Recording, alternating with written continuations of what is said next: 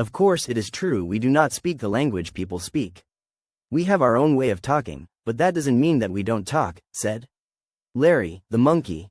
It is just as absurd, I think, for people to say that of animals as it would be for the animals to tell American people that they can't talk because they don't speak like all the other people in the world, or to tell the French people that they can't talk because there are people who speak quite differently from them.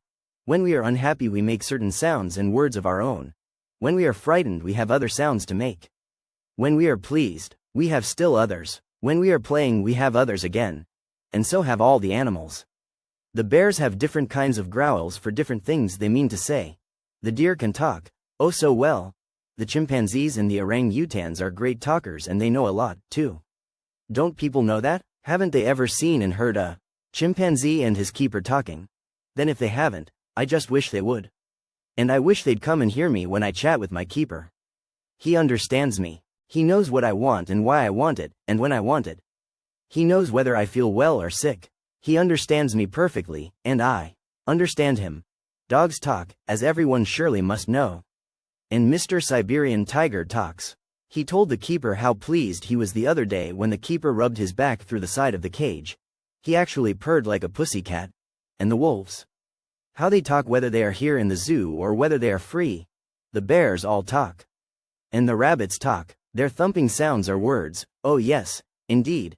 Mother Rabbit thumps the ground when danger is near, instead of saying danger, as people do. Rabbits thump their word, danger. Beavers talk. Prairie dogs talk, and one of them always guards when the rest are playing above ground, and the one who is guarding certainly knows how to say danger when danger is near. The striped chipmunk talks, too. He can tell you that he is happy living about the rocky ground where he makes his home. He knows how to warn of danger, and he talks of the things he likes to eat. Dear me, all animals talk. Of course they do, and every sound they make means something. Our talks must be translated into the language of people if they're to understand what we're saying, but if they study us in our talk they'll be able to translate what we have to say. A little boy named Peter, said Daddy, had been very ill. His mother and Daddy had been so worried about him that they had decided he needed a change of air, so his mother had taken him north, far, far from his home. Poor Peter. How long the days did seem sometimes. If he could only get interested in something, said the doctor. He would then get well twice as quickly. Doesn't he like to read? Yes, said his mother, but he is lonely for his friends. But one day on the ledge of the little sleeping porch Peter had, came a small bird. What a beautiful voice, said Peter, after the little bird had given a glorious song. Twit, twit, answered the little bird. Chirp, chirp, tweet, which was his way of saying he was so glad Peter liked it. Mother, called Peter, may I have some crumbs for this little bird? He has sung for me and has been here to call on me. Peter's mother came rushing out with a bowl of breadcrumbs and then she brought out some clear, cool water. The little bird looked so grateful and pleased, and he went off singing gaily. That morning seemed very short to Peter, and that afternoon the doctor said that Peter seemed very much better. The next day 7 birds came and sang and had a delicious repast. And the following day a flock of birds came, all of many colors, and they all had lovely voices. Peter grew steadily better. Peter suddenly thought that the birds would leave him, for the autumn would take these birds south. Sure enough, they began to grow fewer and fewer, but his first little friend was the last to leave. Oh, said Peter, you've made me well. How I hate to see you go. Peter was walking around now, but he always spent his mornings in the sleeping porch where the birds came. And Peter waved a beautiful blue silk handkerchief he had. Goodbye little bird friend, he called. But that afternoon when the doctor came he told Peter's mother that Peter was well enough to go back home, so Peter went back with his friends, the doctor birds, as he called them. I'm 9 years old today, chirped the canary bird. That is a pretty good age for a canary bird, too. I believe I am to have a special piece of crisp lettuce and a new piece of cuttlefish bone as birthday presents. Then, too, I've heard that I am to have a bite of an apple, also. Ah, yes, it is fine to be 9 years old. My mistress has been saying for some time that when today came it would be my 9th birthday. How good she is to me. I haven't been able to see for the past year or so. I found myself seeing things less clearly and less clearly. Finally I couldn't see anything. I can feel my way about my cage of course, and sometimes my mistress takes me out and pets me, and I sit on her finger and she kisses the top of my head. Then I give her little love pecks, too. My little bird kind of kisses. I have an idea when it is night because my mistress says, hush, to me several times over and kisses me several times, one time right after another for several moments, and then I'm put back on my perch. Then I put my head under my wing, which, of course, is the way I sleep. And next I put my head out for a moment and I hear her say, good, Dickie. That's right. Yes, I'm 9 years old, and I've had 9 happy years of bird life, so far.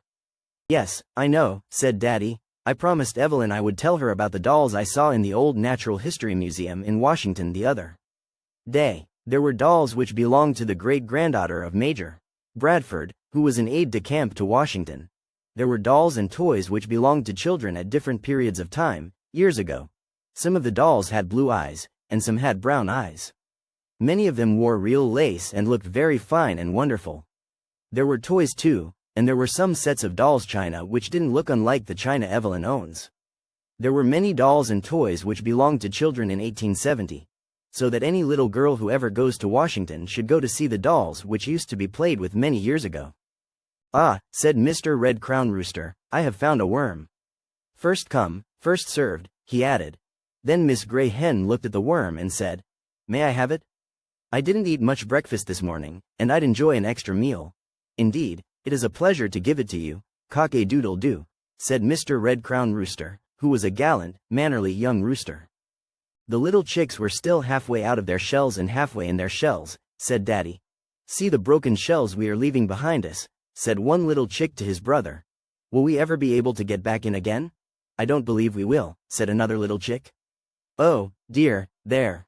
We have gone and broken our shells and we won't be able to go back when we want to, and we may want to, very much indeed.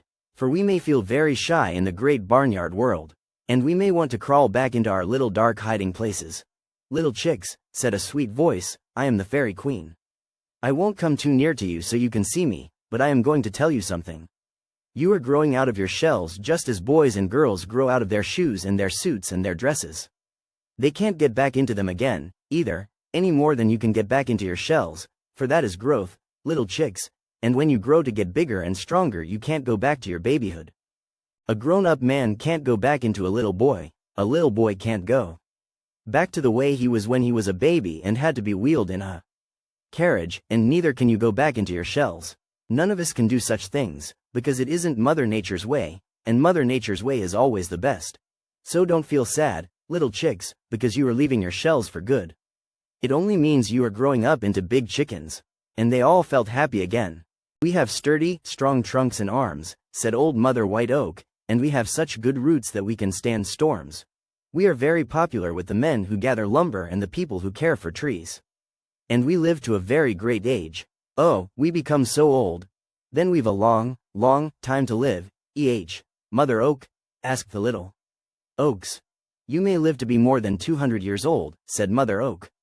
Yes, you will probably live to be far older than that. How wonderful, the young oaks whispered. We belong to a very great and mighty family of oaks. By that I mean that there are many different kinds of oaks, like us in many ways and again unlike us in a good many ways. They say that there are 300 different kinds of oak trees. Oh dear, what lots of oaks, said one of the young oaks. How thrilling to belong to such a very big family. The gold watch was talking to the silver watch and the gunmetal watch. Well, I'm bright in a way, said the gold watch, because I am of gold. But I will tell you first of all why I have done dreadful things, such as to lose and gain time in a reckless way. I was made to look expensive.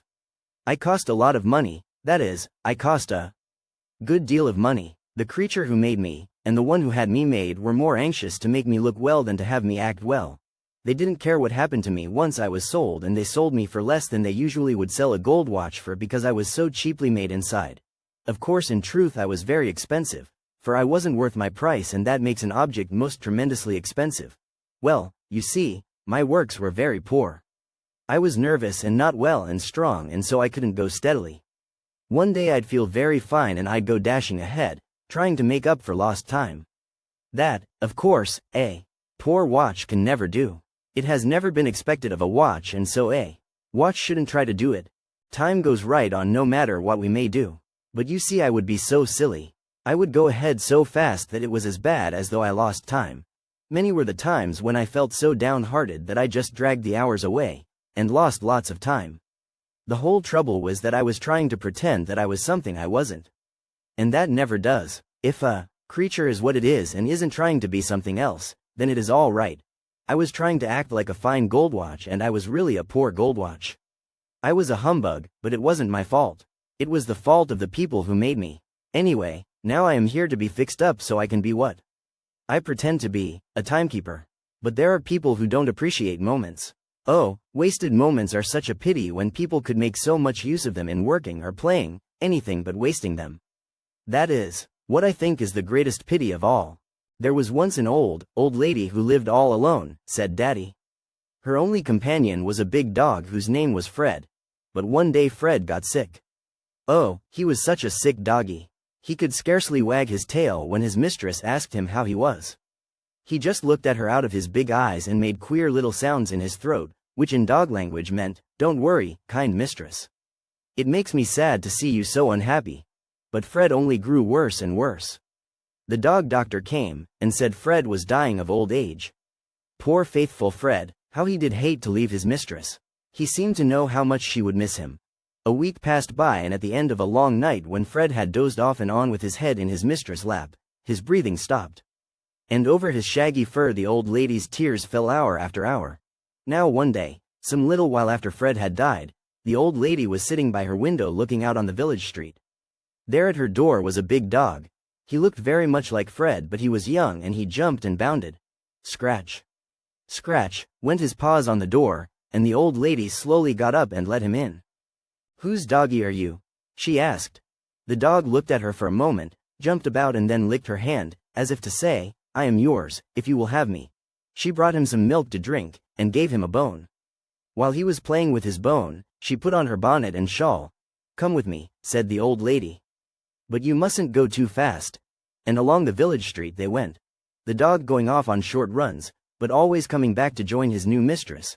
From house to house, from store to store, they went, and the old lady's question was always the same, "Do you know from where this dog came?" And always she got the same answer, "We have never seen the dog before. But he looks like Fred. Maybe he is one of Fred's grandchildren. You had better keep him. I shall name you Welcome," she said to the dog, "for you were very, very welcome to me." I was so lonely, and several tears fell from the old lady's eyes, but now they fell from joy.